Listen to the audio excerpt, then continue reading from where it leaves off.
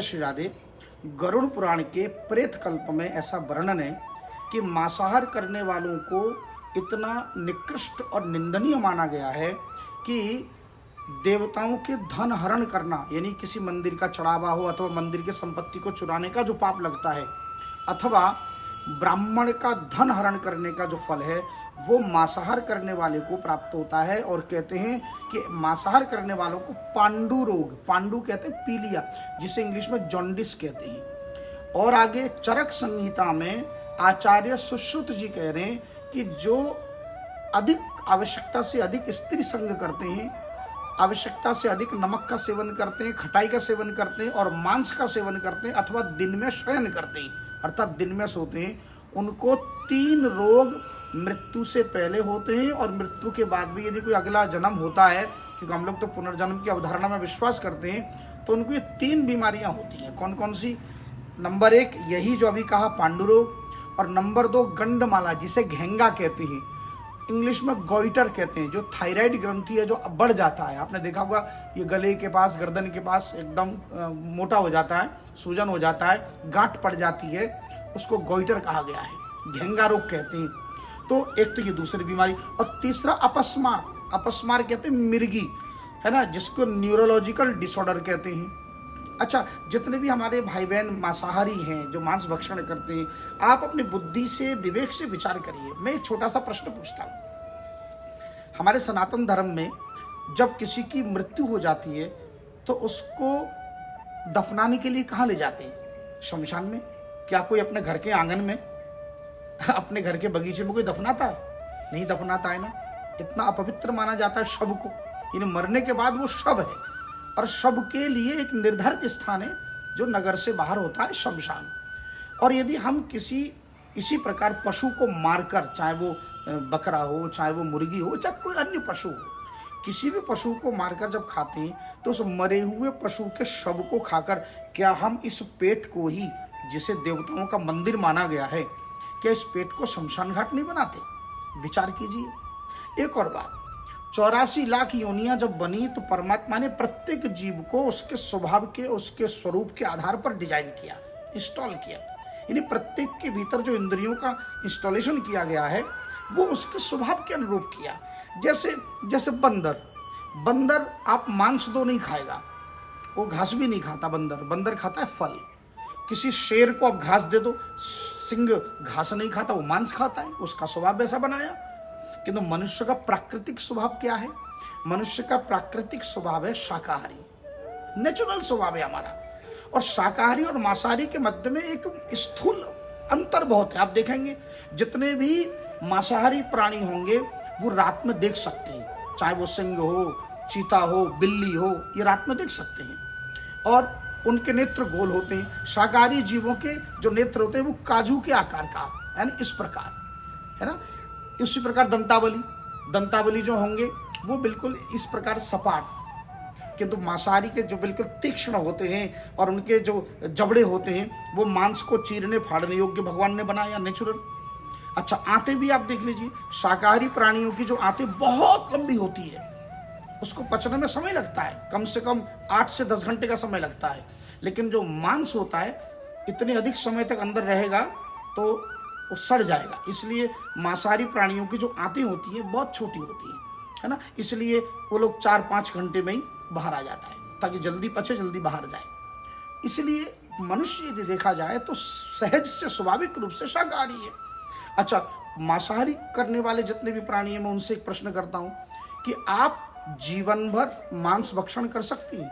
संकल्प करके कि मैं जिंदगी भर, अच्छा जीवन भर छोड़िए, 7 दिन करके देखिए, लगातार करके देखिए, निरंतर करके देखिए। लेकिन हम शाकाहारी जीवन भर शाकाहार रहकर जीवन गुजार देते हैं, उनको मांस की आवश्यकता नहीं पड़ती। अब 7 दिन आप मांसाहार कैसे करोगे? जल पियोगे, जल भी शाकाहार में आता है। रक्तपान करो ना 7 दिन निरंतर, नहीं पी सकते। मांस और रुधिर पीकर, रक्त पीकर आप 7 दिन रह सकते हो, 1 दिन भी नहीं रह सकते। लेकिन मनुष्य शाकाहार के माध्यम से जीवन भर बिता देता है। हम तो भागवत के माध्यम से पूरा भारतवर्ष के समस्त प्रदेशों की यात्रा कर चुके हैं और एक से एक शानदार भोजन किए हैं। किंतु जो आनंद शाकाहार में भी, जो आनंद प्रसाद में है, हमारे राधारमण मंदिर के प्रसाद में, बांके बिहारी के मंदिर में, राधा दामोदर के प्रांगण के प्रसाद में बचपन में मैं एक मुट्ठी गोष्ठी शब्द पहली बार सुन रहे होंगे आप लोग।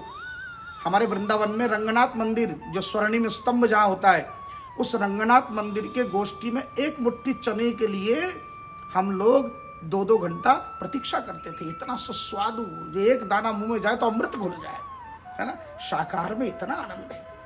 मांसाहार करके हम क्यों कष्ट पाते हैं जीवन भर।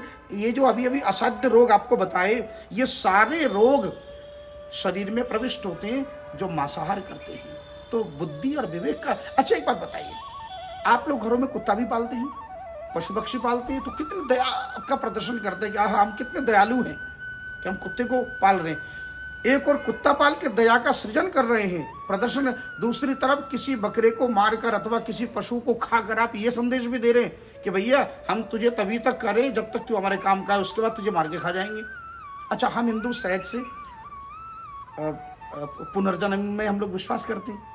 आप मान लीजिए कि आपका अपना ही कोई परिजन, आपके माता पिता दादा दादी कोई मृत्यु हो जाए और वही अगले जन्म में भगवान न करे वही बकरी या बकरा बनकर आपके घर में जन्म ले, तो आप तो मांसाहारी है, मार के खा जाएंगे।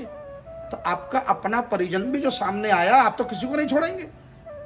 तो ये पशु, ये राक्षस संस्कृति है, ये पशु संस्कृति है, ये मनुष्य संस्कृति नहीं है। विचार कीजिएगा, देखिए कितनी निंदनीय है कि जिस समय दक्ष के यज्ञ में भगवान शंकर को शाप दिया था दक्ष ने, उस समय नंदी ने ब्राह्मणों को शाप देते समय एक श्लोक कहा था। क्या कहा था वो आपको सुन, कि सर्वभक्षा द्विजावृत्तये, तुम सर्वभक्षी हो जाओ, यानी सब कुछ खाने पीने लगो। यानी कितना निंदनीय है सर्वभक्षा, कि ब्राह्मणों को कहा कि सर्वभक्षा द्विजावृत्तये धृत विद्या तपोव्रता, तुम्हारी तपस्या तुम्हारी विद्या केवल पेट भरने की रह जाए, और वित्त देहेन्द्रिया राम याचका विचरंती, तुम्हारी सारी विद्या केवल इंद्रियों की तृप्ति के लिए और केवल याचक वृत्ति करते हुए तुम मांगते रहे ना। ये नंदीश्वर कह रहे हैं, नंदी जो श्राप देते हुए सर्वभक्षा शब्द मांसाहारी है, जो भक्ष का विवेचन न करे उनको सर्वभक्षा कहा जाता है। यज्ञ में भी पशुरालवनम न हिंसा, एकादश स्कंद में भागवत ने कहा कि पशु हत्या निषेध है, केवल आलवनम स्पर्श करने का विधान है, न हिंसा, हिंसा करने का विधान नहीं है। स्पष्ट भागवत के 5 स्कंद में अंतिम अध्याय में, 26वें अध्याय में विस्तार से कहा, ये वै दाम्भिका दम्भ यज्ञेषु पशून विशसन्ति ते वैशसे नरके विशसन्ति। पशु हत्या और मांस भक्षण कितना जघन्य अपराध है। श्रीमद् भागवत में एक साथ 28 नरकों का वर्णन है। कितने? 28।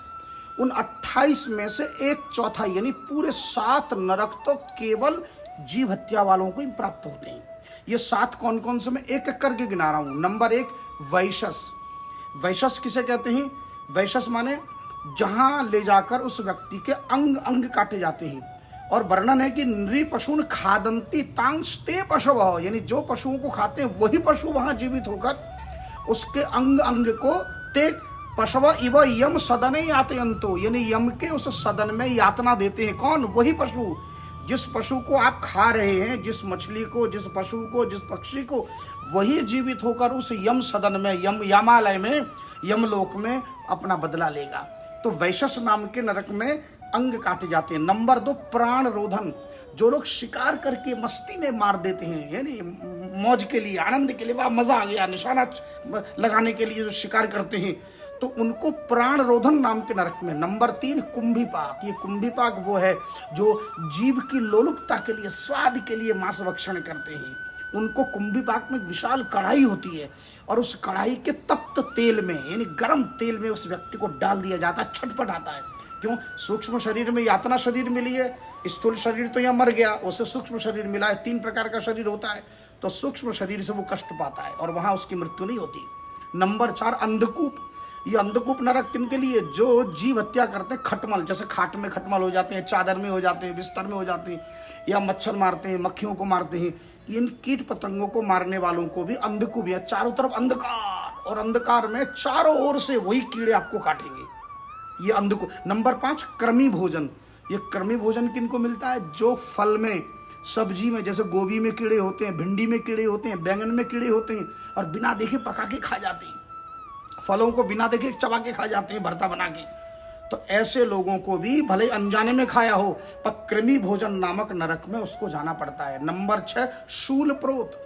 ये शूल प्रोत नरक अनावश्यक कष्ट देना, यानी पशुओं को कष्ट देके मजा लेना। जैसे आपने देखा होगा अभी 2 वर्ष पहले दक्षिण भारत में किसी शहर में कुत्ते को ऊपर से फेंक दिया गया था। कुछ लोग कुत्ते के ऊपर पेट्रोल छिड़क के उसको जीवित जला देते हैं। ऐसे जो बहुत राक्षसी वृत्ति के कार्य करते हैं, उन लोगों को शूल प्रोत नामक नरक में जाना पड़ेगा। और नंबर 7 अंतिम, रक्षोगण नाम का नरक। ये कौन? रक्षोगण, यानी आपने पहले रक्षा की और फिर मारा। यानी जैसा आपने पहले पाला, मुर्गी को पाला, फिर आपने बकरी को पाला या अन्य कोई पशु पाला, और पालने के बाद जब बड़ा हुआ खाने योग्य तो आपने उसको मार के खा गए। तो ऐसा जो करेगा उसको रक्षोगण नामक नरक में जाना पड़ेगा। तो विचार कीजिए, इन जघन्य नरकों में जाएंगे अथवा शुद्ध शाकाहारी भोजन जो भगवान को प्रिय है। अरे 84 लाख योनियों में सबसे अधिक 30 लाख प्रकार की योनि अगर कोई है तो वो ये हरियाली है, सब्जी है, शाक है, अनंत प्रकार की भाजियां हैं, उनको बनाइए, फल का सेवन कीजिए और शाकाहारी भोजन का आनंद लीजिए, भगवान को भोग लगाइए। जो भगवान का, और वैष्णव का तो स्वभाव है, जो हमारे कृष्ण भोग न लगाए हम क्यों उसको देखें, है? तुम ही निवेदित भोजन करही। तो इसलिए घर में जो कुछ भी बने भगवान को भोग लगा कर पाएं और शाकाहारी भोजन करें, स्वस्थ रहें, मस्त रहें, आनंद में रहें, नाम संकीर्तन करें। जय जय श्री राधे।